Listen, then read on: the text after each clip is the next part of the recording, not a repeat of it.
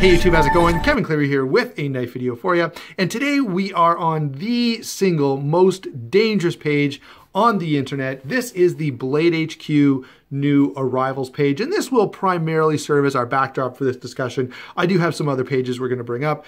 I want to have a very important discussion with you. I'd love to have you weigh in the comments below, and I'll tell you how to do that in a second. But listen, guys, this is the most dangerous page online. There is nothing on the dark web that compares to the detriment that this page represents to your credit card balance, to your bank account balance, to your overall mental health and well-being than this page right here.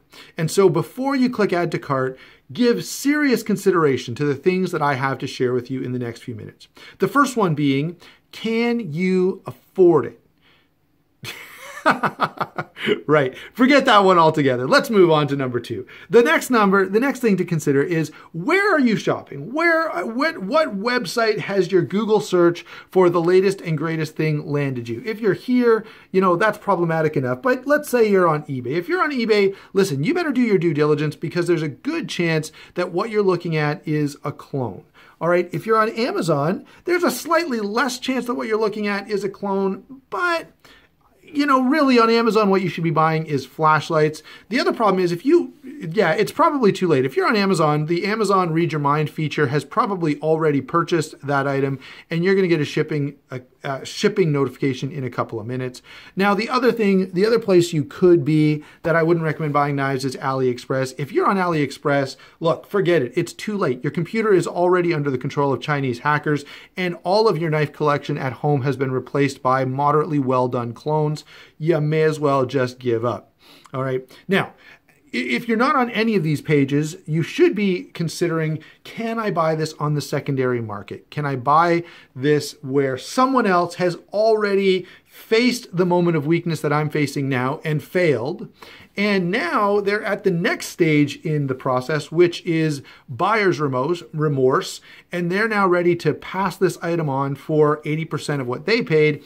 And so, yeah, their loss is your gain. You let them drive it off the lot, let them take the 20% hit, and now you can buy it. And later, you can sell it again when you realize that this wasn't the greatest thing that had ever happened to the knife world as well. Luckily, someone else has likely concluded that before you and has realized that they were wrong as well. Okay, so those are some of the primary considerations about where you're buying this knife. Now, the next thing I have to say to you is, if you have just missed an eBay auction, if you've just missed a Facebook raffle, I guess you have to call it a waffle on Facebook, because if you write raffle, they'll delete the post. But did you just miss that raffle that you were sure you had nailed down? You've already spent more than the actual knife costs buying spots in the raffle, and then you lost. Well, listen, if that's the case, and if you've just done that, or if you just missed an eBay auction that you were sure you were going to win, you're on the rebound. Your emotional state is completely up in the air. Do whatever you want. You have complete justification. There's no one who can criticize your spending habits in that situation. All right, back to the old Blade HQ page. And the next consideration you ought to make is it Christmas or your birthday, or at least near Christmas or your birthday? Because if it is, maybe you can convince someone else to spend too much money on a knife that you want. And in that case, hey, it's a total win. All right, next up is, do you have children? All right, do you have children, and do those children have money? All right, number one, do they have money that maybe they have a paper route or some other form of income, and they're kids. You've heard the saying, like taking candy from a baby. It's pretty easy to convince them that the knife that you need to buy is more important than the video game they've been saving up for. So take advantage of your kids. Do they have an RESP, a Registered Education Savings Plan? Look, that knife, something like this Jake Hoback Snex collab, it's going to hold its value. You can easily spend your kids' education money on this knife, and when it comes time for them to go to college, you can sell the knife then and put the money back in the account, or just, maybe you can find a dean that is into knives as you are, and you can get him to overpay for the knives that you want, or the knives that he wants, in trade for your kids' education. I think that's a perfectly legitimate strategy, and I would love to hear if anyone has ever tried it. Okay, the next up is, are you trying to buy a zero tolerance factory custom? All right, Is it a 0392? Then just stop. Okay, none of them have been attractive after the bronze one, so give up on that. If it's not a factory, if it's a ZT factory custom that is not a 0392, then listen, you do whatever you have to do. I've heard of these things called reverse mortgages, where you can take the equity that you've built up in your house and let's check over on the coming soon page. We'll need that in a second. But yeah, you can take the equity that you've built up on your home and you can turn that into cash that you can spend right now. And if that zero tolerance custom, factory custom is available, then you just buy it now. Listen, you can absolutely sell it in a couple of weeks after you get it for more than you paid. And so this is better than money in the bank. It's money that's going to be earning interest. It's a no-win, I mean, a can't lose situation.